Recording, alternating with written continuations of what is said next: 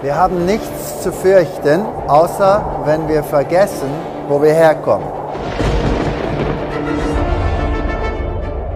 Es ist also wichtig, dass wir alte Wahrheit, die leicht vergessen werden, mal wieder anbieten.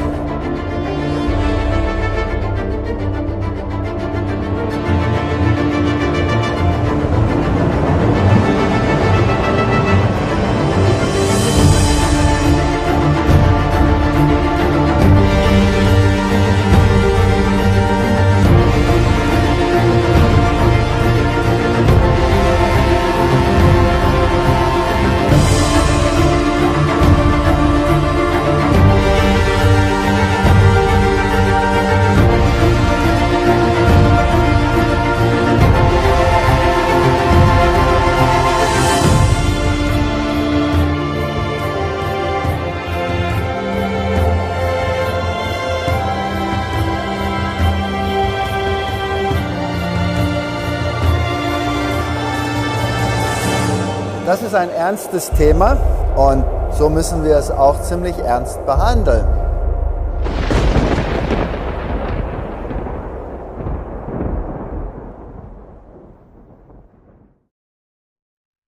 Guten Abend alle beisammen. Ja, heute Abend wollen wir reden über den Sturm ernten. Boa noite a todos. Hoje à noite queremos falar sobre colhendo uma tempestade. E aqueles que não conhecem a Deus, mais cedo ou mais tarde, terão que colher essa tempestade. E eu estou convencido de que essa tempestade está vindo cada vez mais perto. Salmo 77, 17. As nuvens lançaram água e os céus deram um som. As tuas flechas correram de uma para a outra parte. Ou seja, virá uma retribuição. Mas até então, o rei do norte e a sua força por trás dos bastidores parece estar fazendo somente o que ele quer e parece estar vencendo aonde quer que coloquem o seu pé. Daniel 11, 40 a 45. Nós já falamos sobre esses versos. E no tempo do fim, o rei do sul lutará com ele, ou seja, contra o rei do norte. E o rei do norte se levantará contra ele com carros e com cavaleiros e com muitos navios, e entrará nas suas terras e as inundará e passará. Mas os rumores do oriente e do norte o espantarão, e sairá com grande furor para destruir e extirpar a muitos. Ontem nós vimos que isto é o conflito final entre a mensagem que Deus envia ao mundo e o rei do norte, que com todo o seu poder quer unificar todas as atividades do mundo, quer unificá-las. E armará as tendas do seu palácio entre o mar, e aqui comentamos que a King James diz, no Monte Santo e Glorioso. Mas chegará ao seu fim e não haverá quem o socorra. Então, quando esse último conflito tiver acontecido, então os céus se abrem, os exércitos celestiais descem, e ele chega ao seu fim e ele não tem ninguém que lhe possa ajudar, nem um só. É isso que a Bíblia ensina sobre o último conflito, resumidamente. Êxodo 14, 9. E os egípcios perseguiram-nos, todos os cavalos e carros de Faraó, e os seus cavaleiros e o seu exército. E quando a Bíblia fala sobre cavalos e cavaleiros, carros, então isto representa atividades militares. Portanto, o rei do norte utiliza poderio militar para conseguir alcançar aquilo que ele deseja alcançar. Daniel 11, 42 e 43. E estenderá sua mão contra os países, e a terra do Egito não escapará. Mas agora estamos ocupados com tipologia, com tipo e antítipo. E temos que mudar a nossa perspectiva. Não se trata de países literais. no antítipo, mas se trata de ideologias. Portanto, a ideologia do rei do norte será imposta, mesmo que seja com poderio militar, e nem que seja também utilizando o poder da economia, e irá vencer as cosmovisões e as perspectivas egípcias serão vencidas. E apoderar-se-á dos tesouros de ouro, de prata e de todas as coisas preciosas do Egito. A maior parte das pessoas pensa que o dinheiro está, em sua grande parte, em mãos seculares. E nós vamos reconhecer que talvez é diferente. E os líbios e os cuxitas, e nós vimos que isso seriam os etíopes, a área mais ao sul e a área mais ao norte, ou seja, outra vez um merismo, tudo estará sob seu domínio. Os seguirão, estarão indo atrás dele. E nós também já mencionamos que quando a Bíblia fala sobre navios, nesse sentido, fala sobre a economia. Aqui está um típico navio fenício e alguns textos que o acompanham. 2 Crônicas 9, 21. Porque indo os navios do rei com os servos de Irão a Tarsis, voltavam os navios de Tarsis uma vez em 3 anos, e traziam ouro, e prata, e marfim, e bugios, ou seja, macaquinhos, e pavões. Os navios trazem as mercadorias. Salmo 107, 23. Os que descem ao mar em navios, mercando nas grandes águas. Provérbios 31, 14. Como navio mercante, ela traz de longe o seu pão. E mais um pequeno texto de bônus. Salmo 48, versículo 7. Tu quebras as naus de Tarsis com um vento de onde? Oriental. Portanto, esse poderio econômico, esta economia que ele domina, virá ao seu fim finalmente nesse último conflito. Jesus termina o seu poder em todos os níveis. O seu poderio político, o seu poderio religioso, seu bem, poder econômico, tudo virá a seu fim. E ninguém vai lhe ajudar. Mas, no ínterim, ele tem esse poder.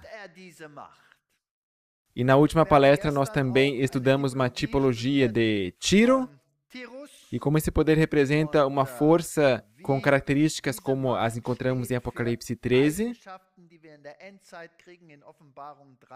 E nós vamos ver mais algumas outras coisas aqui. Isaías 23, verso 1.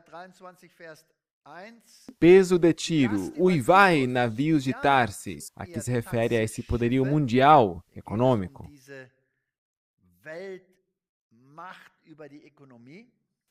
Porque Tiro está assolada a ponto de não haver nela casa nenhuma, e de ninguém mais entrar nela, desde a terra de Quitim lhes foi isto revelado. E aqui está esta placa mostrando aonde se localiza a antiga cidade de Tiro.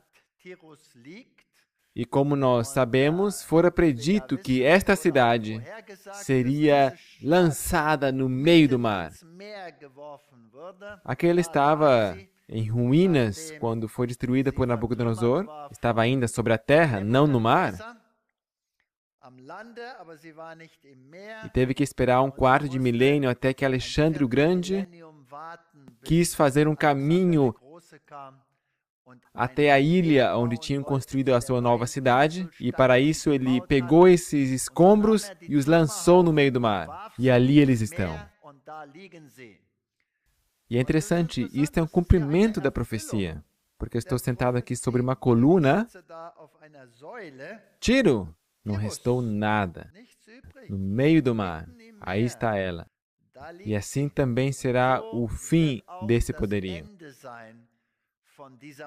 Isaías 17, 13. Rugirão as nações como rugem as muitas águas, mas Deus as repreenderá, e elas fugirão para longe, e serão afugentadas como a pragana dos montes diante do vento, e como o que rola levado pelo tufão. Assim serão enrolados. Mas no ínterim, a humanidade está sofrendo e não sabem o que está acontecendo. Não conseguem compreender. Isaías 60, 9 e 10. Certamente as ilhas me aguardarão em primeiros navios de Tarsis, para trazer teus filhos de longe, e com eles a sua prata e o seu ouro, para o nome do Senhor teu Deus, e para o Santo de Israel, porquanto ele te glorificou. No momento parece que estamos do lado perdedor. Parece que estamos sendo derrotados. Mas por fim, Deus irá aplastar tudo e virá a ser nada.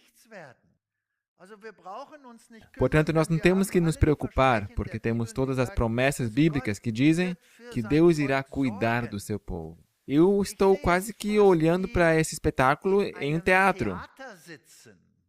E podemos observar o que está acontecendo no mundo.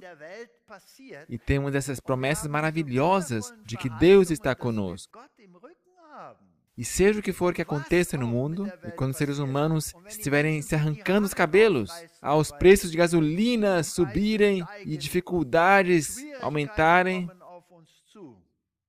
isso terá que acontecer. Mas se nós cremos firmemente, nós não temos que ter medo. E os filhos dos estrangeiros edificarão os teus muros, e os teus reis te servirão. Apesar de tudo o que aconteça no mundo, Deus não irá abandonar o seu povo. Não precisamos ter medo. Isaías 66, verso 15 diz: Porque eis que o Senhor virá com fogo, e os seus carros como um torvelinho, para tornar a sua ira em furor e a sua repreensão em chamas de fogo. Esse é o fim definitivo do sistema que está causando tantos problemas no mundo hoje, que faz o homem vacilar nas suas bases.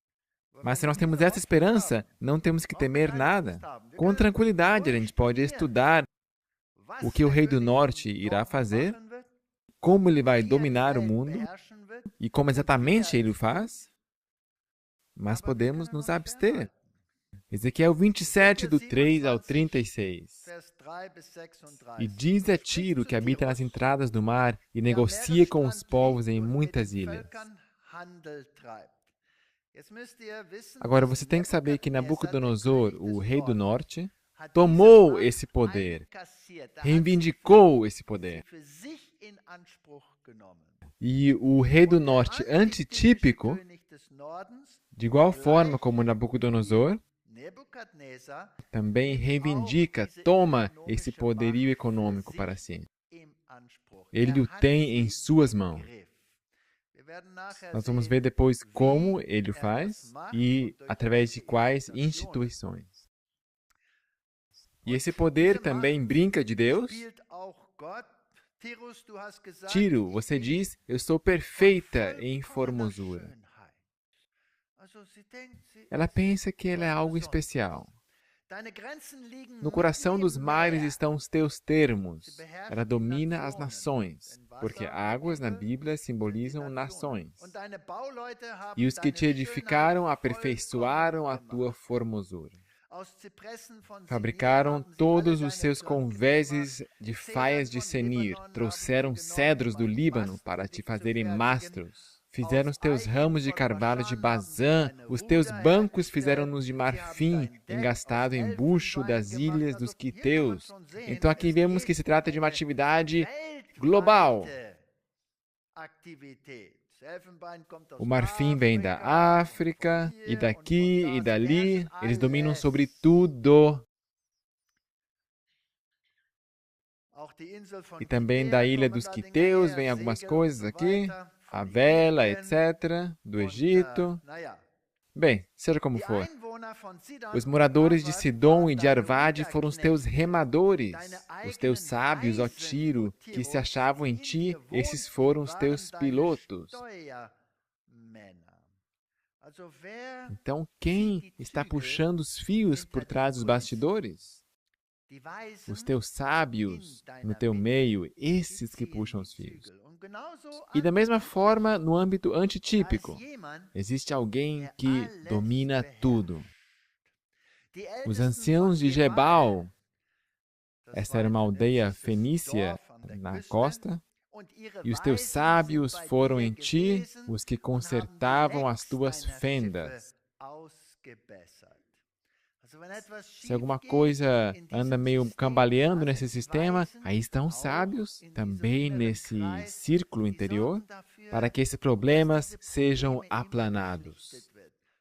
Talvez aqui e ali tem que se fazer uma guerra para solucionar e consertar esta fenda ali e aqui. Talvez aqui uma outra medida, talvez um atentado aqui ou ali. Seja como for, a Bíblia diz assim, assim foi. Todos os navios do mar e os marinheiros se acharam em ti. Quantos? Todos os navios do mar e os marinheiros se acharam em ti, para tratarem dos teus negócios. Aqui está o tipo. E o tipo sempre tem um antítipo, uma contraparte. Nós vamos ver que realmente a tem. Os persas, os lídios e os de Put eram no teu exército os teus soldados, portanto, não só pessoas desse Tiro típico, mas também outros estavam em seu exército. Ele é multirregional, ele tem uma ONU. Se é que se pode dizer isso, seja como for. Escudos e capacetes penduraram em ti. Eles manifestaram a tua beleza. Verso 12, Tarsis negociava contigo por causa da abundância de toda a casta de riquezas, honrado no coração dos mares. As nações olharam e disseram, quem pode fazer guerra contra esse poder? Quem pode vencê-lo? 26. Os teus remadores te conduziram sobre grandes águas. Que um vento oriental te quebre no meio dos mares. Essa mensagem divina, é um vento oriental. Cristo vem do Oriente. A mensagem da segunda vinda, a mensagem do advento, lhe irá quebrar a espinha dorsal. As tuas riquezas, as tuas feiras, as tuas mercadorias, os teus marinheiros, os teus pilotos, os que consertavam as tuas fendas, os que faziam os teus negócios e todos os teus soldados que estão em ti, juntamente com toda a tua companhia que está no meio de ti, cairão no meio dos mares no dia da tua queda. Todo o sistema será destruído. Portanto, povo de Deus, olhe o que está acontecendo na Europa. Não seja tão arrogante. Assista esse espetáculo, veja o que está acontecendo. 31. E far-se-ão calvos por tua causa, e cingir-se-ão de sacos, e chorarão sobre ti com amargura de alma e com amarga lamentação. Vocês podem ouvir o Apocalipse, o eco distante? O mesmo tipo, e no seu pranto levantarão uma lamentação sobre ti. E lamentarão sobre ti, dizendo, quem foi como Tiro? Como a que foi destruída no meio do mar. A Bíblia em inglês diz, usais. Mas não aqui no antítipo. Quando as tuas mercadorias saíam pelos mares, fartaste a muitos povos. Com a multidão das tuas riquezas e do teu negócio, enriqueceste os reis da terra. Este é um sistema global. Este não é um sistema local, tipologicamente. No tempo em que foste quebrantada pelos mares, nas profundezas das águas, caíram no meio de ti os teus negócios e toda a tua companhia. E todos os moradores das ilhas estão a teu respeito cheios de espanto.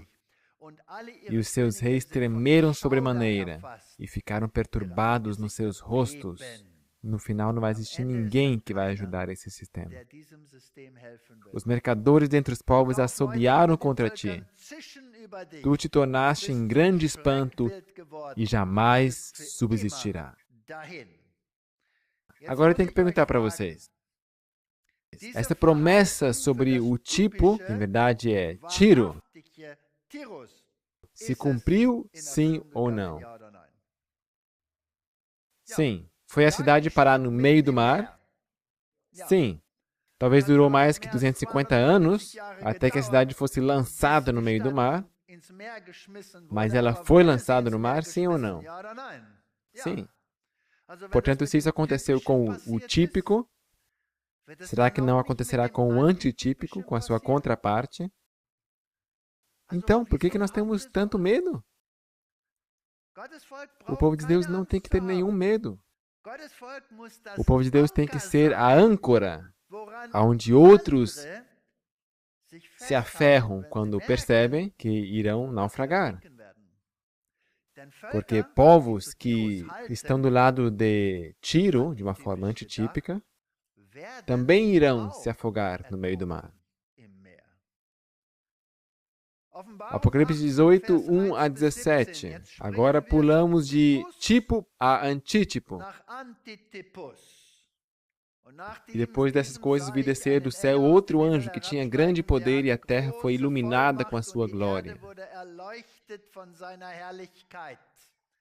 Que anjo é esse? Esse é o quarto anjo. A tríplice mensagem angélica de Apocalipse 14 foi levada ao mundo. Agora, os acontecimentos preditos nessas três mensagens angélicas se cumprem, então vem o alto clamor. Então, quando a marca da besta se torna uma lei, teremos um alto clamor depois que tiver acontecido o peneiramento entre o povo de Deus. E este alto clamor repete as mesmas advertências que se referiam a Tiro. E clamou fortemente com grande voz, dizendo: Caiu, caiu a grande Babilônia, e se tornou morada de demônios, e covil de todo espírito imundo, e esconderijo de toda ave imunda e odiável. Nada fraca esta mensagem. Uma mensagem forte. Verso 4, e ouvi outra voz do céu que dizia: Sai dela, povo meu, para que não sejas participante dos seus pecados, para que não incorras nas suas pragas. Porque já os seus pecados se acumularam até ao céu, e Deus se lembrou das iniquidades dela. Esta é a última advertência à humanidade. Eu penso que ela já vai ao mundo. O verso 9 diz que a prantearão, e por causa dela irão bater no seu peito. Quem? Os reis da terra, que se prostituíram com ela, quando virem a fumaça do seu incêndio. A fumaça. Verso 11, sobre ela choram e lamentam quem? Os mercadores da terra. Choram e lamentam sobre ela, porque ninguém mais compra as suas mercadorias. Aqui está o antítipo. Portanto, segundo este antítipo, quem domina a economia? O rei do norte. Porque quem é o líder de Babilônia é a grande prostituta Babilônia. E todos, como vamos ver, disseram: aí está ela, sentada sobre 7 colinas.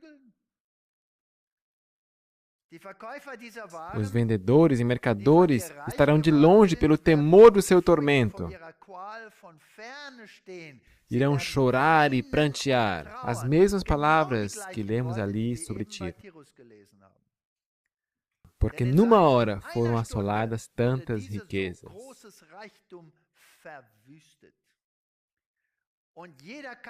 Verso 17. Todo piloto e todo o que navega em naus, e todo marinheiro e todos os que negociam no mar se puseram de longe. Portanto, a economia exerce um papel preponderante nessa última luta. Assim como nós dissemos na última palestra, a marca da besta é reforçada pela economia. Você não poderá comprar nem vender. É isto economia, sim ou não? É economia. Maranatha, Devoção matinal, Maranata, página 160. 160. Os acontecimentos ligados ao final do tempo da graça e obra de preparo para o período de angústia acham-se claramente apresentados. Multidões, porém, não possuem maior compreensão destas importantes verdades do que teriam se nunca houvessem sido reveladas. Satanás vigia para impedir toda impressão que os faria sábios para a salvação. E o tempo de angústia os encontrará sem o devido preparo.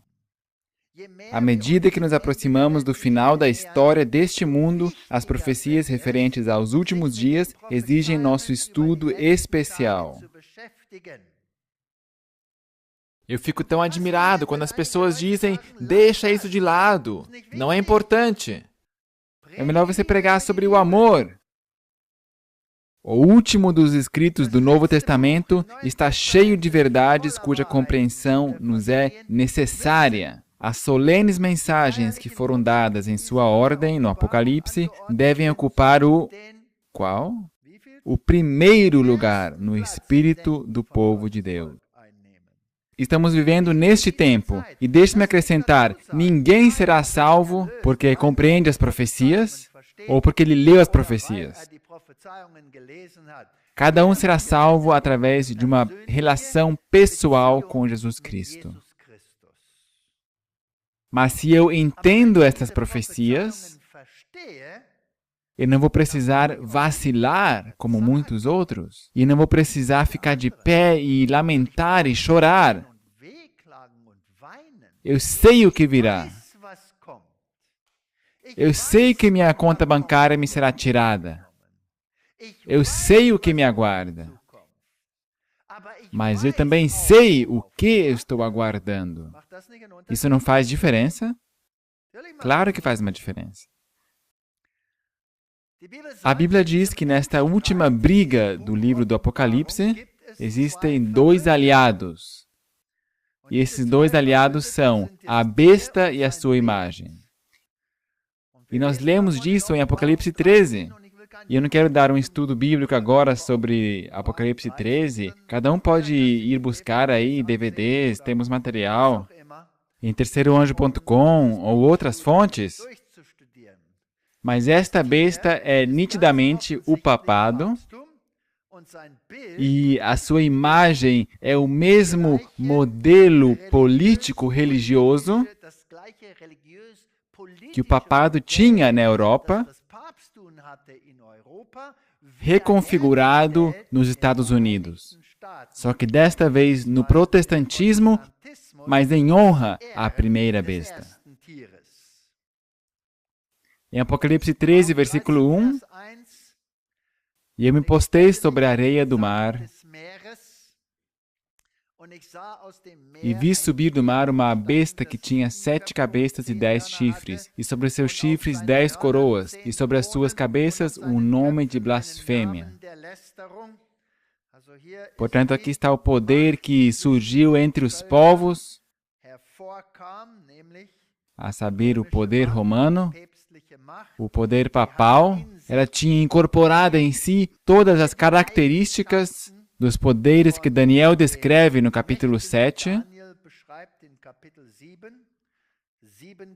7 cabeças, se nós contamos as cabeças em Daniel 7. Temos 7 cabeças, o leão tinha uma cabeça, e o próximo animal era o urso, tinha uma cabeça, e o próximo animal era o leopardo, tinha 4 cabeças, e o último animal, terrível e espantoso, tinha uma cabeça, dá um total de 7 cabeças. Esta é uma besta conglomerada. Esta besta está sobre pés de leopardo, apoiada sobre um sistema mitraísta persa. Tem o corpo de leopardo, a sua filosofia é grega.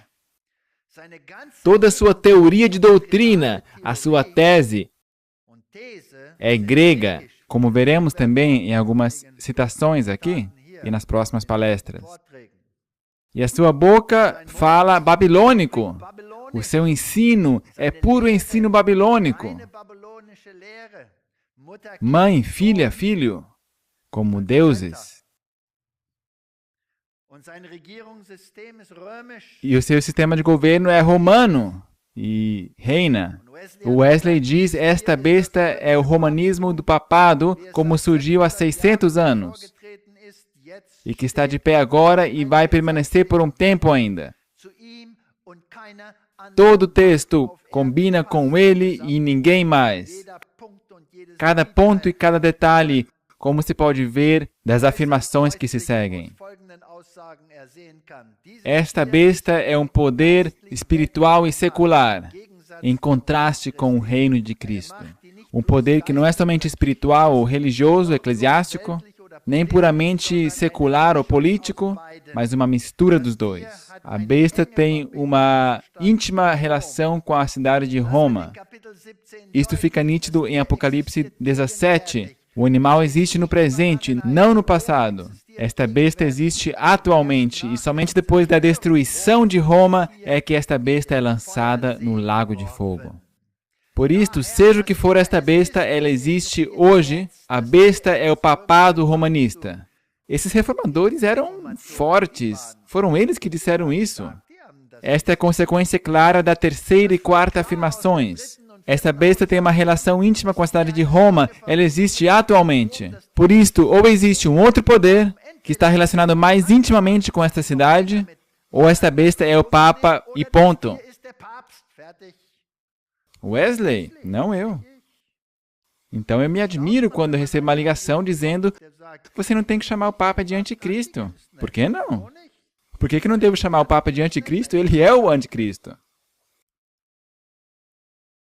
Portanto, esses poderes estarão sincronizados. A besta proveniente do mar e esta imagem aqui. Elas irão trabalhar juntas. A revista Ciao América é uma revista interessante, revista independente para italo-americanos, ou seja, italianos morando nos Estados Unidos e amigos da Itália em geral. Tratado de cidade parceira, em inglês, Sister City Agreement. Irmãzinhas juntas. Mulheres, duas mulheres. Maravilhoso! E aqui estão assinando esta parceria. Isso aconteceu ano passado, em 2011. E é tão fascinante, justo quando as pessoas começam a dizer isso não pode ser esse sistema ou aquele sistema. Então vem o querido Deus e faz alguma coisa assim tão distinta. Eu estou tão orgulhoso dele. Quando o Joe Grano, há muitos anos, voltou de uma viagem de Roma a Washington, ele se conscientizou de que as duas cidades tinham mais em comum do que simplesmente o seu status de capital. Uma, claro, dos Estados Unidos e outra, Roma, da Itália. Naturalmente, Joe percebeu que a sua arte e sua arquitetura eram semelhantes. Mas ele também constatou que estas semelhanças provavelmente não existiam por acaso, mas que eram intencionais. Não é interessante isto? Eu acho isso altamente interessante. Portanto, isto não é um acaso, isto foi planejado. E também não é por acaso que aqui em cima, no Capitólio, está postada a deusa Vênus. Aqui está ela. E também não é por acaso que ela está consagrada, esta mulher, em sua forma de Maria. É fascinante. E aqui em cima, na cúpula, estão os fasciae. Eles afirmam que esse é o sistema que o mundo necessita. Um sistema fascista. É natural que hoje em dia, quando falamos ou pensamos no fascismo, sempre nos lembramos de Mussolini e de Adolf Hitler e ou seja o que for. Isso não é fascismo. Fascismo é quando a economia, a indústria e o Estado se fundem em prol da unidade. Portanto, Estado e indústria em sincronia, unidos com o mesmo fim do bem comum. E é isso que nós temos desde 1992, em todo o mundo. Ao Estado ajudar financeiramente a economia em todo o mundo. O Estado se envolveu, colaborou com alguns bilhões para fazer parte.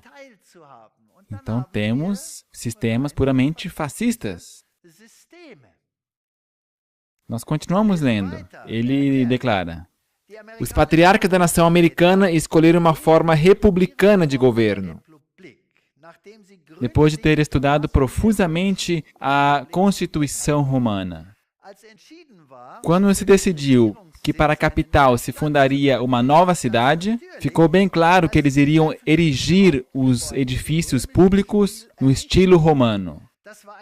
Esta foi uma decisão consciente de Thomas Jefferson e George Washington.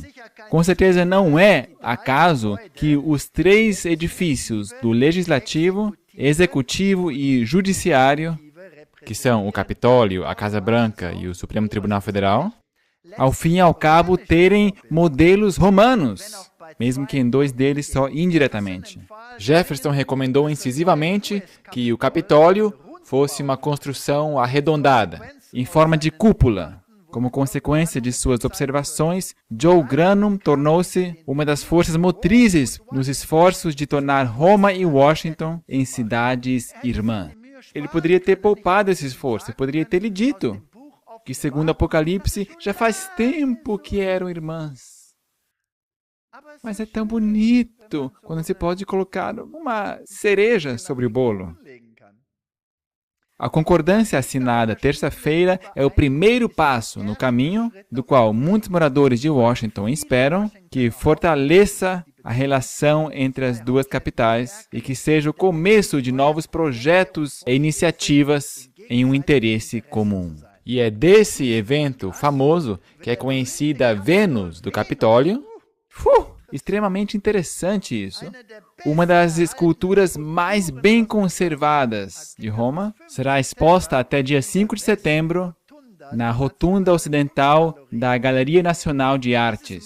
Esta obra-mestre, olha, escutem só isso, de quase 2 metros de altura, somente deixou a Roma uma vez antes disso, a saber, quando Napoleão a capturou em 1797, ela foi devolvida em 1816.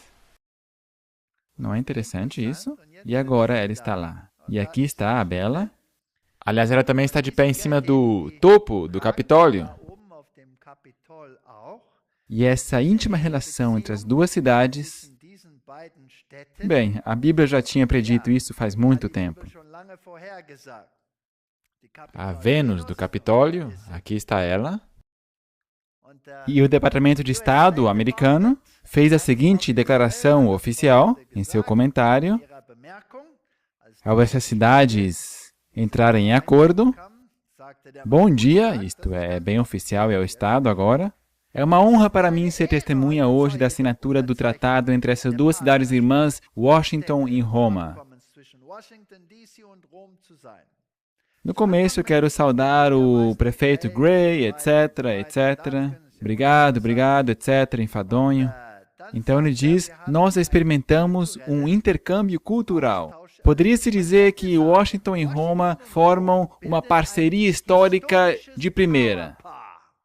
Obrigado. Alguns dos mais importantes eventos na história mundial aconteceram nestas cidades. E com isso, as 2 cidades são para suas nações tochas da cultura e da diplomacia. Para absorver essa história e cultura, os americanos peregrinam até Washington para admirar locais históricos que datam de mais de 200 anos, enquanto italianos peregrinam a Roma para admirar locais históricos que têm mais de 2.000 anos de idade. É fascinante. Outro aspecto marcante é o esporte. As 2 cidades são torcedoras roxas por seus respectivos times. E apesar de amarmos as nossas equipes, não podemos esquecer que tanto Roma como Washington são sedes de governo e lugares onde são decididos assuntos significativos de alcance global. Portanto, pode-se dizer que nestas duas cidades, a política foi, é e será a modalidade de esporte favorita. Será que a gente comenta com eles de que isso só será até que venha a tempestade do Oriente?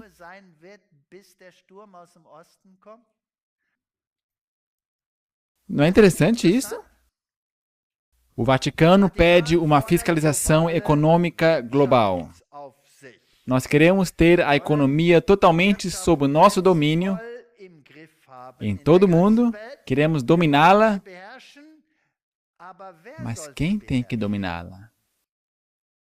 O Vaticano pediu segunda-feira uma revisão do sistema financeiro mundial e novamente propôs a instituição de uma instância supranacional para a fiscalização da economia global.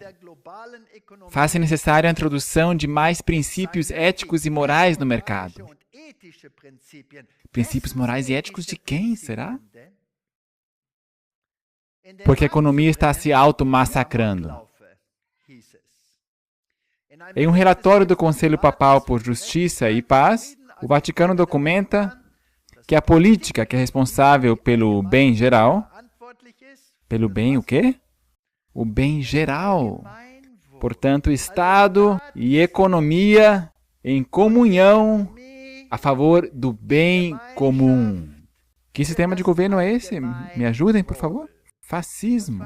Mais importante do que economia e finanças e de instituições multinacionais, nesse âmbito importante de economia e finanças, as instituições globais que as regulam, como o Banco Mundial ou o Fundo Monetário Internacional, não estão reagindo à altura dos problemas econômicos mundiais. Portanto, esses governos nacionais não têm o poder para confrontar esses problemas gigantescos. Então, quem será que domina esses problemas? Chegou o tempo de focalizarmos nosso olho em instituições com influência global, porque se trata de bens fundamentais para a vida e felicidade, sim, de toda a família humana. Portanto, nós transitamos do tipo para o antítipo. Regional, global. E esse foi o porta-voz do Conselho Papal. Nós não temos que ter medo de introduzir novas ideias, mesmo se as forças existentes formarem contrapesos para o domínio sobre os mais fracos, e isso levasse a uma desestabilização. Portanto, não faz mal se alguém se afoga aqui, ou se alguém naufraga lá, ou talvez um Estado se afogar em derramamento de sangue. Não tem nenhum problema. Então ele diz, o conteúdo lembrava o slogan de movimentos de protesto contra a ordem mundial financeira, como os indignados em Madrid e a Occupy Wall Street em Nova York. Ok, portanto, o conteúdo do documento papal tem uma similitude com os ideais dos indignados e as pessoas da Occupy Wall Street que estão em protesto. E, aliás, quem está por trás desses tumultos, dessas revoltas? Não é uma boa pergunta? Apesar disso, continuam eles, este documento do Vaticano não é um manifesto para insatisfeitos e dissidentes, mas o conteúdo parece estar em uma só linha com os indignados. Sempre essa palavra indignados, indignados, indignados. E o Papa Bento deu todo o seu apoio. Ele diz, sim, é isso que a gente quer. Apesar do Papa não estar envolvido diretamente nesse documento publicado segunda-feira, o Papa e a Santa Sé seguem esse assunto com interesse especial. Me diga, quem te deu poder para te assentar nessa Sé? O que diz a Bíblia?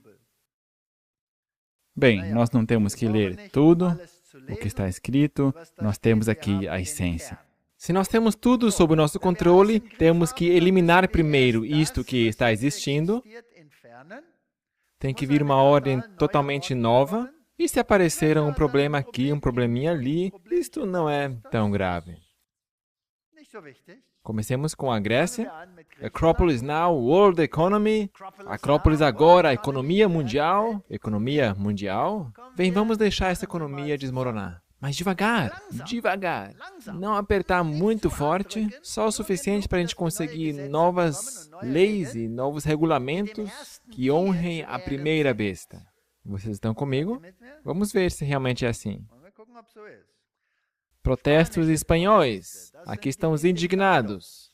Parte da crise financeira espanhola, 2008 a 2012. A crise das dívidas europeia e os efeitos da primavera árabe. É uma e a mesma coisa. Tudo dirigido pelos mesmos poderes. Aqui está uma ação global para dominar todos os processos econômicos de todo o mundo. Aqui está vindo alguma coisa. Começou com os indignados. Aqui está a Russian Television, a TV russa. Policiais americanos usaram spray de pimenta para abafar demonstrantes ali no movimento Occupy.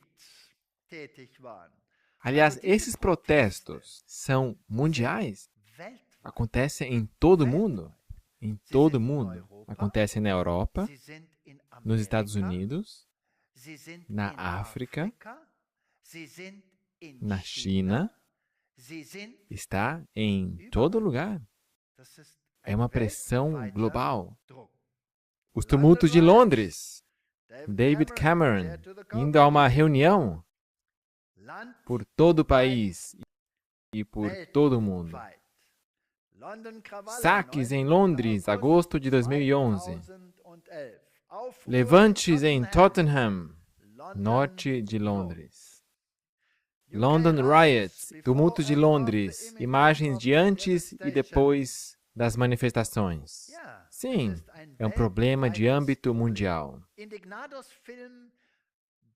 O filme Indignados leva os da Occupy ao cinema. Esse filme leva o movimento à tela do cinema. Essa é a primeira vez que algo chega à tela, porque antes disso eram puros acontecimentos. Tradicionalmente, eventos só são filmados ou levados ao cinema depois de um certo tempo, mas um dos assuntos mais discutidos no Festival de Berlim descreve um capítulo histórico que, em sua grande parte, ainda não foi escrito. O movimento Occupy. Como é que eles são tão rápidos? Como é que eles conseguem fazer isso? Aliás, o que são esses protestos em todo lugar?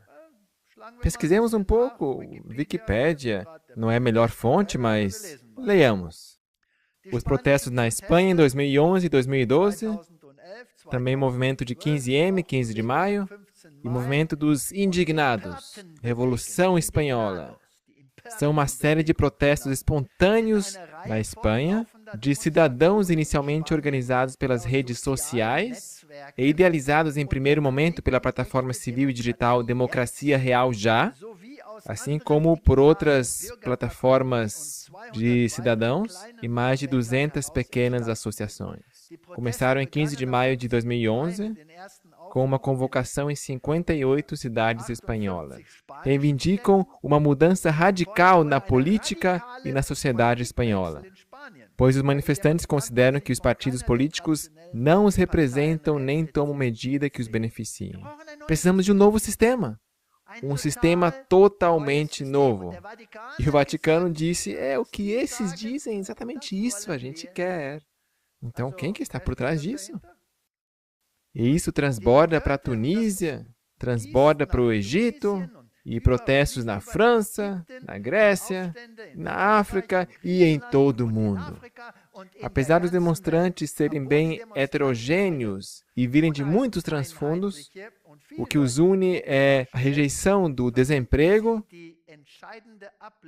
cortes nos orçamentos sociais, políticos espanhóis, o sistema atual de 2 partidos, etc., bancos, corrupção política, etc., etc., etc. Daily Bell. Eles aqui estão afirmando que o dinheiro tem que se mudar. A Espanha proíbe dinheiro vivo. A Espanha proibiu negociações em valores acima de 2.500 euros com dinheiro vivo, com notas. Então, devagarzinho, estão sumindo as possibilidades. E quando for proibido totalmente, bem, então temos que negociar só através do banco. Só através do banco! Não se pode mais esconder nada debaixo do travesseiro.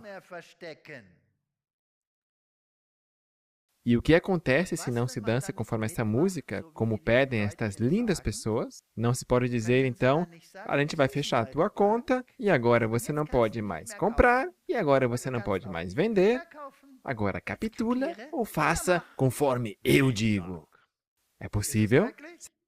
Será que já é possível agora? Claro, eles estão treinando isso. Estão se preparando. Eu li aqui nesta folha da Russian Television, da TV russa,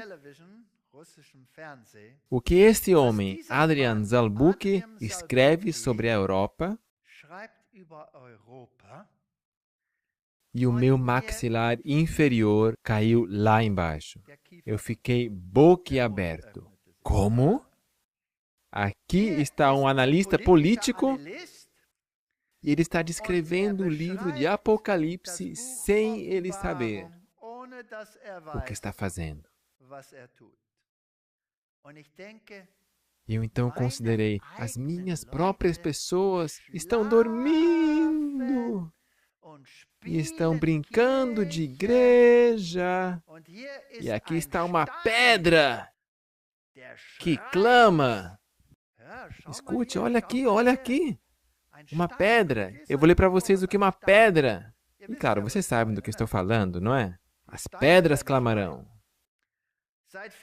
Há muitas décadas, perante os nossos próprios olhos, está acontecendo uma reconstrução do sistema real. Mas por ele acontecer passo a passo, a maioria das pessoas não se dá conta e não entende o que está acontecendo. Como o proverbial sapo, que jogado na água quente pula para fora de dor e sobrevive, mas colocado em água morna que se vai esquentando e esquentando lentamente, bem, ele finalmente morre. O que se chama de nova ordem mundial, globalização, ou meu favorito, governo mundial, descreve os objetivos a longo prazo de uma elite muito poderosa global, que está incorporada em todos os países, especialmente nos Estados Unidos da América e na Europa, e que possui, administra e conduz os seus recursos, petróleo, dinheiro, poderio econômico, poderio militar e recursos naturais, para seguir os ditames de sua agenda supranacional. Será que este homem já leu o livro de Apocalipse? Ele é argentino. Eu suponho que ele é católico. Esse processo altamente complexo, integral, cuidadosamente planejado. Olha aqui o que ele diz. Processo planejado. Explica em grande medida, se não inteiramente, porque nós observamos na política, finanças e na economia constantes tumultos, caos e injustiça. Mas um procedimento bom e estratégico também inclui experimentos, cenários de teste, guerras e jogos de guerras. A minha pátria, a Argentina e toda a América Latina foi alvo repetido de tais experimentos. O meu país também, aliás, a África do Sul. Toda a África. Há 10 anos, mais ou menos, quando o cartel internacional bancário, tal e tal e tal e tal, e Ministério da Fazenda americano, etc., atuaram sobre a mídia de massa para desmoronar o sistema financeiro argentino e, ao mesmo tempo, salvar todos os bancos presentes em seu país.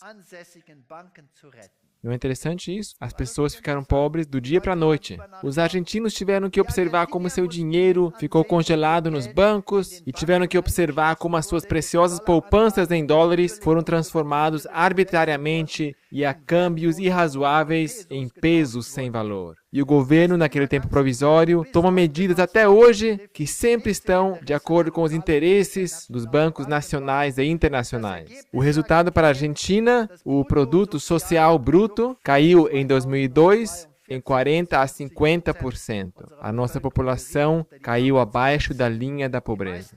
A maioria não conseguiu superá-la até hoje. Violência e morte em nossas ruas, quebras e bancarrotas, uma guerra social amadurecida. Todas essas coisas eles já tinham visto, o qual por um fio não se transformou em uma guerra civil. Mas nenhum único banco quebrou. Apertemos o forward para a Grécia de hoje, Irlanda, Itália, Islândia, Espanha, Estados Unidos, Reino Unido, Portugal. Ali a mesma coisa acontece vez após vez, sem dúvida. E não se trata de erros de qualquer governo, mas se trata de um modelo real para governar nações inteiras, ao se impor dívidas públicas desnecessárias e falsas. Uma das principais lições da Argentina é como se pode dominar o nós somos o povo com guerra psicológica e a mídia em massa. Uma guerra psicológica. Queremos que as pessoas pensem em uma certa direção, para que a população, no final, aceite todas as dificuldades, enquanto os réus nos bancos e nos governos não perdem nada de seu dinheiro e permanecem no poder. Ele escreve bem, né? Será que a União Europeia é um experimento semelhante? Só que em âmbito muito maior? Um experimento como se pode meter baixo uma camisa de força de uma união burocrática, países totalmente diferentes, com línguas diferentes, sistemas diferentes, culturas, passados e histórias diferentes, que lhe continuamente rouba sua soberania nacional, uma espécie de manual para a subjugação voluntária dos 27 Estados-membros da União Europeia, para que aceitem uma administração, um parlamento, um presidente não eleito, um exército, uma bandeira e uma moeda.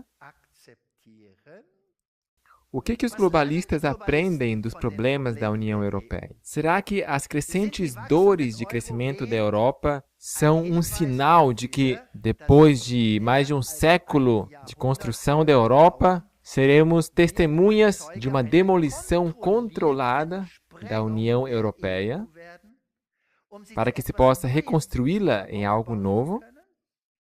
Possivelmente ela está sendo moldada e transformada em algo que corresponde mais aos desejos do seu coração. Assim como em sua época, o socialismo fabiano pintou seu rosto, que reclamava a execução gradativa de um governo mundial socialista. Será que a União Europeia é um estado intermediário no pedregoso caminho rumo a um governo mundial? Como Richard Gardner, do Conselho de Relações Exteriores, CFR americano, e quando esses falam, temos que ouvir, sugeriu em um artigo de 1974 um estado no qual direito, política, comércio, finanças, elementos sociais, cultura, mídia, dinheiro, militar e muitos outros, bem, acrescentemos religião aqui, têm que ser aplastados, reestruturados, reequipados em busca de um alvo maior?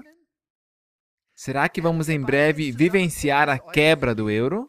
Não como um acidente lamentável, mas como um mega processo planejado, que junto com o dólar americano hiperinflacionado se deixa conscientemente entrar em um redemoinho destrutivo, só para ser substituído por uma nova moeda mundial, que será coordenada por uma forma de Banco Central Mundial futuro, Olha essas palavras, só tem alguns meses, 2012. Mas o que ele diz aqui já está acontecendo. Já está na Europa, em parte. É fascinante. O sempre bem informado... Não, essa declaração é uma martelada. Cabum! Eu pasmei. Esse homem é um homem secular e entende de profecia bíblica o equivalente a nada. Ele resume, sintetiza a sua cosmovisão do que ele vê no mundo. Então, ele conclui com as seguintes frases. O sempre bem informado Vaticano parece estar esperando isso. Como seu recente apelo por uma renovação das instituições globais deixa transparecer.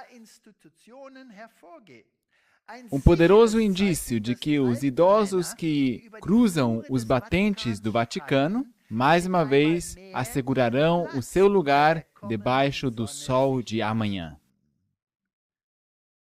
Alguém não quer mandar um livro Grande Conflito para ele? Descubra aí seu endereço e manda para ele. Eu, aliás, vou ler mais uma coisa dele aqui.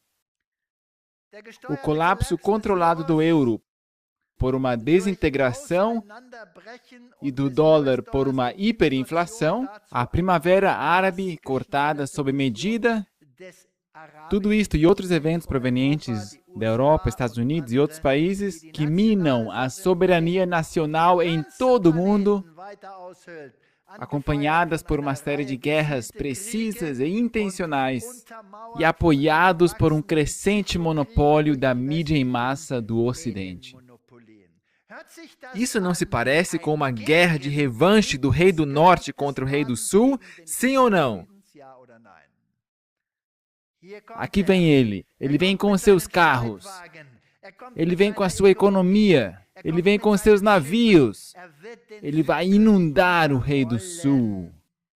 E nós estamos sentados no meio de tudo isso, estamos preocupados. Senhor, nós temos uma aposentadoria, uma aposentadoria, uma aposentadoria. A gente não tem aposentadoria mais. É trágico.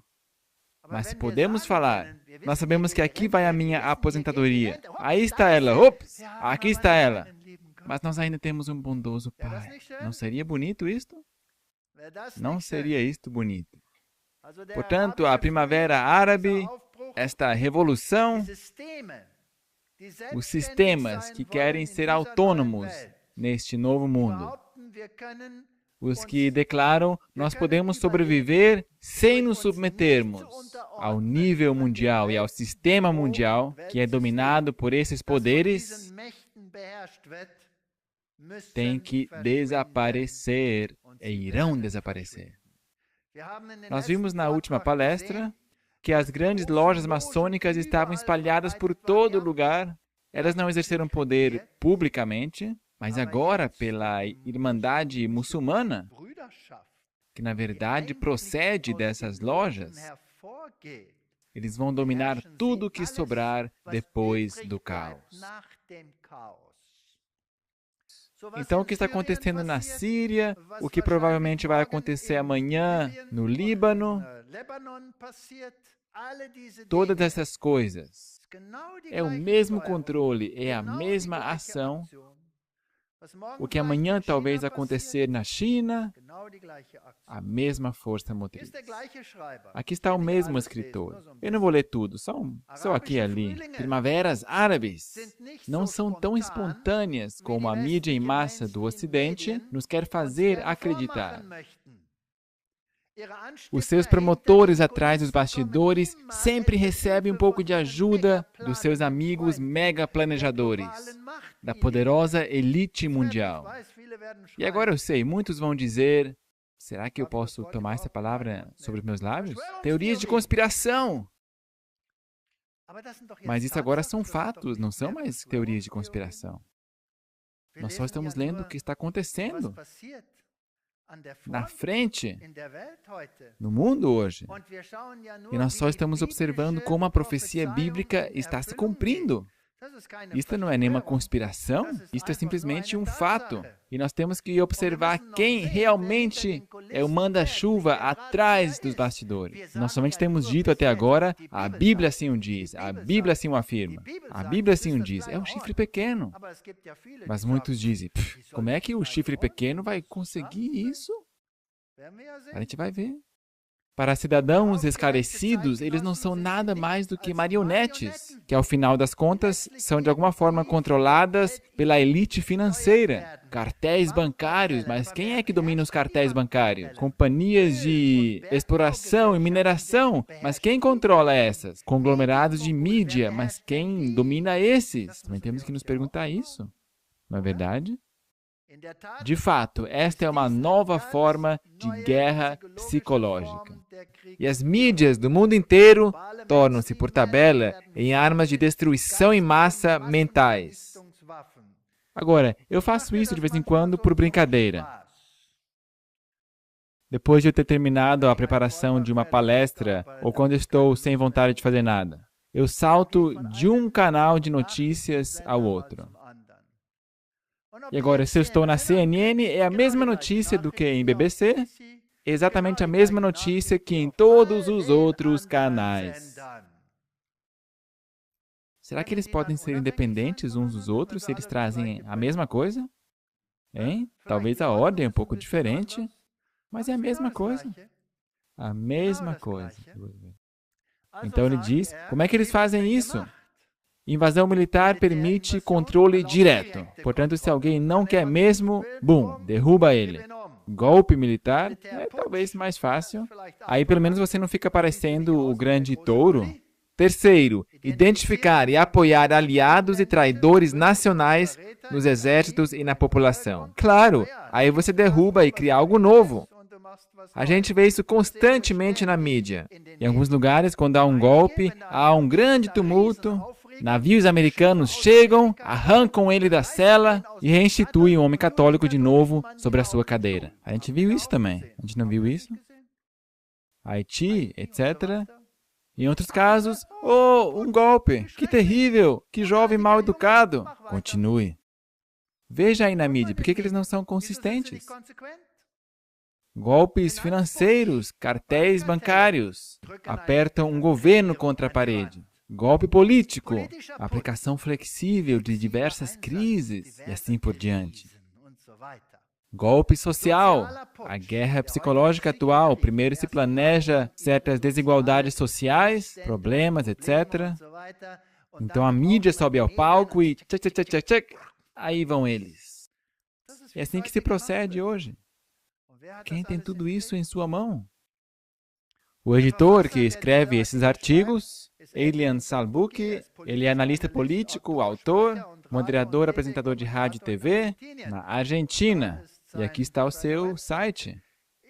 Eu só o menciono porque aqui está uma pedra que clama, dizendo, olha aí, gente, alguma coisa está errada. E eu vejo com os meus olhos que o Vaticano parece estar por trás de tudo isso. Este homem está dizendo isso. Ele não consegue provar, não entende o porquê, mas ele reconhece os contornos. E nós? Não fale nada. Aqui está um artigo interessante, biografia de Hassan el-Banna, a democracia ocidental versus a islâmica. A diferença, naturalmente, é esta. A democracia ocidental se baseia no conceito da soberania do povo. A islâmica sobre o princípio do califato, a liderança através do povo. Nas democracias ocidentais, o povo é soberano. No islamismo, a soberania está em Deus. E os homens são os seus califas, ou seus servos. No Ocidente, as leis são feitas pelas próprias pessoas. No islamismo, as leis têm que obedecer e se adaptar às ordens reveladas por Deus a seus profetas, ou ao seu profeta. Portanto, aqui nós temos dois sistemas e as pessoas não conseguem entender. Democracia é democracia. Não! Democracia não é democracia. Depende de quem está exercendo a democracia. e o que eles pensam, qual é a sua forma de pensar. Agora, eu só quero... Bem, como é que eu posso dizer isso? Como seria se aí tivéssemos um outro Deus? Não o Deus, mas um outro Deus que professa ser Deus. E ele tem ideais e alvos e leis e regulamentos. Como seria se ele dissesse, nós queremos uma democracia, mas queremos uma democracia com moralidade? Será que não teríamos o mesmo aí que com o islamismo, só que com um outro Deus no Ocidente? Mas esse Deus não se dá a conhecer como o Deus bíblico, mas ele está sentado aí sobre a sua cadeira, onde ele não poderia estar sentado, na verdade, e define leis que são contra Deus, declarando que o mundo tem que se orientar nelas. Será que não é possível isto? Então temos a mesma coisa. Agora, como é que eu conseguiria levá-los a esse ponto se eu fosse esse homem? Levá-los a aceitar estas minhas leis. Como seria se eu lhes infundisse tanto medo dessas leis muçulmanas que vocês exclamem, não, por favor, isto não. Mas aí o mundo diz, mas vocês não têm moralidade. Veja que caos temos aí. Pelo menos com esta moralidade, se você roubar, aí se foi a tua mão. Se você roubar outra vez, aí se foi a outra mão. Aí você vai ter que roubar dessa forma. Então os roubos vão ter um fim. Como seria se lhe dissermos, vamos dar essas leis para vocês, aí pelo menos temos paz. Será que o Ocidente não vai gritar, não, por favor, não, dê-nos outra coisa? Então que tal o homem sobre a cadeira aparecer e dizer, vem cá, faça assim como eu vos digo, então vocês vão ter uma moralidade. Mas não é tão grave como aquela moralidade. E aí o povo diz, sim, melhor isto do que aquilo. Ou não? Times Online. Leis civis e religiosas na Inglaterra. Uma perspectiva religiosa. Rowan Williams. Dizendo que temos que introduzir algumas leis da Sharia na Inglaterra. E aqui está o relatório completo. Nós temos tanta confusão que precisamos de leis da Sharia, ou seja, muçulmanas, também aqui na Inglaterra. E o povo grita, não, por favor, não isto. Então, como seria se as autoridades dizem, a gente vai fazer? Eles iriam se revoltar. Então, se eles escutam, vem, vamos fazer umas leis mais bonitas. Assim como o homem sobre a cadeira o propõe. Ah, sim, por favor, a gente vai assinar.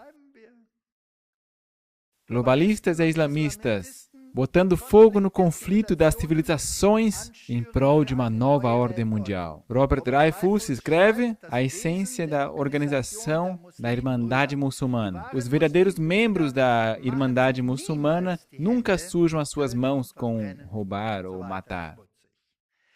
Eles são os bancários e financiadores por trás dos bastidores, membros das antigas famílias arábicas ou pérsicas ou turcas, cuja ascendência os coloca na elite oligárquica. Imaculadas conexões com negócios e sociedades secretas, conexões com a nobreza negra da Europa e especialmente com a oligarquia britânica. Portanto, eles estão todos sentados nas suas lojas maçônicas britânicas e orientais. Não é eu que estou dizendo, eu só estou citando. A Irmandade Muçulmana significa dinheiro. Juntos eles administram N bilhões de dólares de capital líquido e outros bilhões em negócios cotidianos de petróleo e bancos, de drogas e armas ilegais, até o contrabando de ouro e diamantes. Tudo é dominado por trás dos bastidores. Mas quem que está dominando isso? Portanto, aqui está a minha pergunta. Quem é o poder por trás do poder? Só existe um poder. Esses aqui são pensamentos meus agora. Que tem os seus tentáculos em todos os lugares e que pode exercer um tal poderio, posicionando a sua milícia doméstica em posições estratégicas e de dentro dirigindo a sua frente. Só existe um poder que esteja a essa altura. Esse poder é o papado e os seus influentes promotores, ao lado dos inúmeros outros agentes papais, são os membros da Ordem de Malta, os jesuítas e Opus Dei. Juntos, eles dominam praticamente toda outra sociedade secreta, todo estabelecimento político ou militar, assim como os estrategas ou cérebros políticos da nova ordem mundial, como o CFR, Comissão Trilateral, Bilderberger, e seja qual for o nome. O papado domina, não somente domina, não só controla, mas funda a todos eles. E se é assim, não só a Bíblia tem razão, mas também a tríplice mensagem angélica está correta. E isso significa que só existe um oponente desse sistema. E só existe uma esperança para todo mundo. E ela consiste em aceitar a mensagem dos 3 anjos. Aqui estão os cavaleiros de Malta. Aqui eles estão perante o seu rei. A esquerda e a direita estão de pé. Aqui está o grão-mestre. Ele sempre tem que ser alguém da nobreza, família real. Mas ele tem que beijar o anel. Frater Matthew Festing, aqui está ele, grão-mestre dos cavaleiros hospitalários. Aqui está ele perante o Papa. Eu já posso mostrar para vocês aonde ele beija o seu pé. Vamos a algumas organizações que têm os seus dedos em todo o mundo. A CIA. Quem fundou a CIA? Foi um católico, cavaleiro hospitalário, cavaleiro templário, William Donovan. Ele é visto como o pai da CIA. Antes de estar na CIA, ele foi diretor da OSS, Office for Strategic Services. Portanto, quem funda a CIA e quem é o pai da CIA? Um cavaleiro templário. A quem ele está subjugado quando ele é um cavaleiro de Malta, ou templário? É o Papa, e é o Papa somente. FBI. Quem fundou o FBI? Foi Charles Joseph Bonaparte, poderoso cavaleiro templário católico. Isto não é conspiração. Isto é um fato. Que também foi curador da Universidade Católica nos Estados Unidos. E se quisermos saber como o mundo é governado e quem o governa, precisamos considerar estas coisas. E não temos que enfiar a nossa cabeça na areia e dizer, não pode ser. Como é que um velhinho alemão tão bondoso pode dominar o mundo? A formação da Opus Dei. O caminho. Ponto 999. Vira isso de cabeça para baixo. Instituições de influência religiosa. De escriba, fundador da Opus Dei, salienta que verdadeiros cristãos têm que ser disciplinados e obedientes à autoridade espiritual. Alô, quem que é esta autoridade espiritual? Definitivamente, quem é? Tem que ser o Papa, porque a Opus Dei se ajoelha aos pés do Papa. E quem esses submissos vão propor como líder, como técnico, que nos deve ensinar como, aonde, o quê? O caminho a seguir? Eu não preciso de um técnico. Eu posso me entreter com os meus colegas de trabalho, eu posso aceitar o seu conselho, eu posso lhes pedir conselho, mas alguém que me prescreva por onde ir, eu só tenho alguém. Só alguém. E ele é Jesus Cristo. É ele que indica o caminho. Então eu tenho que ficar obedecendo a este líder. Eu tenho que reconhecer em tudo este rosto. Este livro, Their Kingdom Come. O seu reino venha. É um livro interessante, mas nem tudo que está nesse livro dá para... Bem, o autor é um jornalista, ele pesquisou sobre esse assunto, todas as relações, etc., onde eles estão ativos, ele escreveu isso aqui, ele não entende sempre o que está acontecendo, porque, bem, o mundo não consegue entender. Mas esse livro mostra que a Opus Dei tornou-se o braço forte das finanças da Igreja Católica. Os seus membros são influenciados por ritos secretos e uma ordem de absoluta confidencialidade. Eles têm tantas organizações de fachada e tantos institutos econômicos e inúmeros bancos, onde há transferências de um para o outro. Eles comercializam armas, eles equipam organizações inteiras. Está tudo aí no livro, inclusive organizações terroristas muçulmanas. E não se consegue entender como é que uma instituição assim pode alcançar tanta coisa. Opus Dei, a obra de Deus. De que Deus? O Deus celestial? Para arrancar o dinheiro das pessoas? Para matar o seu próximo? Comissão trilateral. Quem que está sentado aqui no meio de todas essas pessoas vestidas maravilhosamente bem? Quem que está aqui no meio? É o Papa? Portanto, se é tirada uma foto aqui e todos o rodeiam, quem que é a pessoa principal aqui no salão? É o Papa? E será que esta comissão tem poderes? Quem que são eles?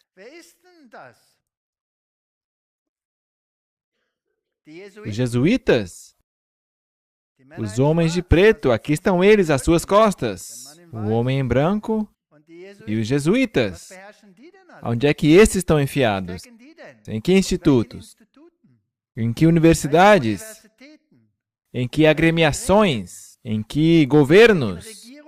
Onde estão sentados e esboçando novas leis? Louis Freire escreve em seu livro Middle East for Men. Por mais incrível que possa parecer hoje, muitos pregadores protestantes estão divulgando que as interpretações proféticas inspiradas por Deus da Reforma, que foram apresentadas de uma forma tão convincente e que foram o baluarte da grande Reforma protestante, estavam erradas. E por isto a coluna principal, a reforma enviada por Deus, teria sido um erro. Quem que está por trás disso? A resposta é clara e nítida: os jesuítas. Os jesuítas. O Papa tem o seu poder. Ele o usa. Portanto, quem são esses irmãos líderes da comissão trilateral? E esta é a sua própria página. E desabotou isso aqui de cima, colocando um ao lado do outro. E o que que se forma? Aqui temos um 666. Mário Monti, esse nome lhe parece conhecido? Presidente da Comissão Europeia, da Comissão Trilateral. E aqui temos um da Ásia e um dos Estados Unidos. Esses são os caras. Bem-vindos na homepage da Comissão Trilateral. Essa é a sua página oficial. Nunca creia o que eles escrevem aqui, porque eles pertencem à Irmandade. A comissão foi fundada em 1973 para fornecer um fórum de discussão sobre temas globais a experientes empreendedores do setor privado. Em um tempo em que há carência de comunicação e cooperação entre América do Norte, Europa e Ásia. Nós queremos unir todo mundo. Estamos só discutindo, mas o Papa está em suas fileiras, como pessoa principal, e a quem eles utilizam nos governos. Apesar de sermos um grupinho pequeno, bem pequenininho, e apesar de nos reunirmos poucas vezes ao ano, damos importância à possibilidade de ter um site para que acadêmicos e pesquisadores possam ver que obra importante estamos realizando. E vamos ver quem são os membros, entre outros. Comissão Trilateral, nós já vimos, Mário Monti, presidente da Comissão Europeia da Comissão Trilateral. Aqui estão alguns outros, bem, não são tão importantes, mas interessante a página 5. Essa é a página deles, da homepage deles. E isso não é nenhuma conspiração, é a lista deles. Aqui, em primeiro lugar, Mário Monti, presidente da Universidade de Bocconi, em Milão, antigo membro da Comissão Europeia, etc. Política, mercados internacionais, presidente, Bruxelas, etc., etc., etc. e tal. O que ele é hoje? Primeiro-ministro não eleito de que país? Itália. Portanto, nós temos problemas, a gente coloca alguém ali, esse vai moldar o problema à forma que nós queremos. E vocês não soltem nenhum pio, porque ele não foi eleito por vocês. Silêncio! Esse vai dar um sabão em vocês como nós queremos. Então, a quem que ele obedece? Desce alguns degraus. Lucas Papademos. Quem que foi esse? Ele se tornou primeiro-ministro de que país? Não eleito. Grécia? Então essas pessoas só são pensadores que não têm nada que fazer? Alô? Por que que eles são enviados para tais posições? Onde eles podem fazer exatamente isso sem aclamação do povo? Aqui está um outro poder. E agora eu vou ler para vocês de um livro, With No Apologies. O ex-senador conservador Barry Goldwater, ele escreve no grupo de discussão o seguinte. Agora prestem bem atenção o que ele diz. Ele quase foi eleito presidente dos Estados Unidos. Esse eles removeram rapidinho. Uma aspiração jeitosa e sistemática por poderio e consolidação dos 4 centros de poderes: política, dinheiro, intelecto e igreja. Para a ereção de um poder econômico mundial acima do governo político do respectivo país. Aqui está uma outra pessoa que diz o mesmo. E não é qualquer um que diz isto. Barry Goldwater, você leu a Bíblia? Foi lá que você reconheceu que quando eles dominam a política, o dinheiro, a mídia intelectual, ou seja, os conceitos filosóficos e a igreja, então eles dominam sobre quanto? Então eles dominam sobre tudo. Tudo. Então o rei do norte tomou de surpresa ao rei do sul e todos o seguem e fazem o que ele quer. Talvez teremos um novo presidente nos Estados Unidos. Talvez também não. Ai, não importa. Eu não dou a mínima. Blogs de notícias americanos. Bem-vindos a Bilderberg. O que está escrito aqui? O que diz aqui? Mitt Romney. Mais uma conferência. Charles Skelton falou com alguns dos 800 ativistas em frente do portão. Que Bilderberg foi ele? Grandes nomes. Grande dinheiro. Quem são essas pessoas e de onde elas vêm? A Washington Post viu Bill Gates entrando. E eles tinham lá dentro 3 testemunhas oculares que também o confirmaram. Mitt Romney ou Bill Gates, claro, a gente não encontra na lista oficial de membros dos Bilderberger. De uma maneira ou de outra, esta é um disparate. Ela é tudo menos completa. Ela só é uma tática para despistar. Agora, eu já quero dizer, a priori, eu não estou interessado em transformar isso numa teoria de conspiração. Eu só quero lançar a pergunta de onde vêm os Bilderberger, quem os fundou e a que alvo e que monarca eles estão servindo. É isso que estou me perguntando. Nenhuma conspiração, só estou buscando fatos. Romney esteve aí. Kotmani esteve aí. Eles foram fotografados ao entrarem. Quem que é esta? Kotmani esteve em 2008 com os Bilderberger. Da vez passada, quando foi em Chantilly. Ela pertence ao CFR europeu, Conselho de Relações Exteriores Mundial. É uma espécie de lobby superior, não tão alto como os Bilderberger, mas ainda muito poderoso. Portanto, ela é CFR, mas além disso, ela é Bilderberg. Olha ela aqui. O que eles estão planejando?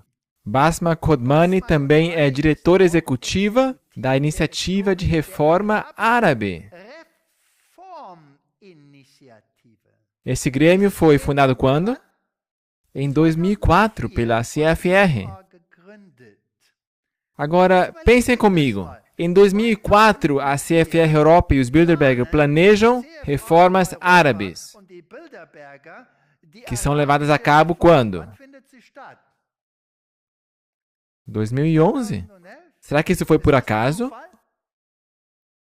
Esse caos que está entrando em erupção no mundo, isto é acaso? E aqui está nosso querido Trittin, do Partido Verde.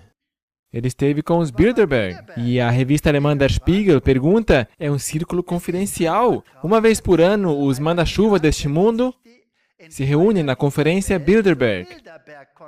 Neste ano, o chefe do Partido Verde, Jürgen Trittin, também esteve lá. Este tem que se justificar agora por sua participação. Até amigos do próprio partido se admiram? Quem que esteve aí? Chefes de governo, governantes, chefes de agremiações e de organizações, como o Banco Mundial, a OMC, a Organização Mundial do Comércio. Ai, que lindo, estavam todos aí. Este é o círculo do poder mais admirado, diz o Der Spiegel, não eu. Uma espécie de governo mundial informal e não democrático, diz o Der Spiegel, não eu. Quem que fundou os Bilderberger? Será que foi o príncipe Bernardo dos Países Baixos? Muitos redemoinhos de turbulências acompanham esta sociedade secreta. Não me interessa nada, eu nem quero falar sobre conspirações. Eu não quero isso. Eu só quero a informação quem fundou este grupo, de onde eles vêm e a quem eles servem. Onde a verdade e o erro se fundem imperceptivelmente, exatamente de acordo com os interesses por trás dos bastidores. Spiegel, Daniel 12, verso 10. Muitos serão purificados, embranquecidos e provados, mas os ímpios procederão impiamente, e nenhum dos ímpios entenderá, mas os sábios o entenderão. E aos violadores da aliança, diz Daniel 11, ele com lisonjas perverterá. Mas o povo que conhece ao seu Deus se tornará forte e fará proezas. Aqui, portanto, vocês têm o contraste. Aqui vocês têm os diferentes partidos. Nós vimos como isso acontece por trás das agremiações. Nós vimos o que acontece no mundo.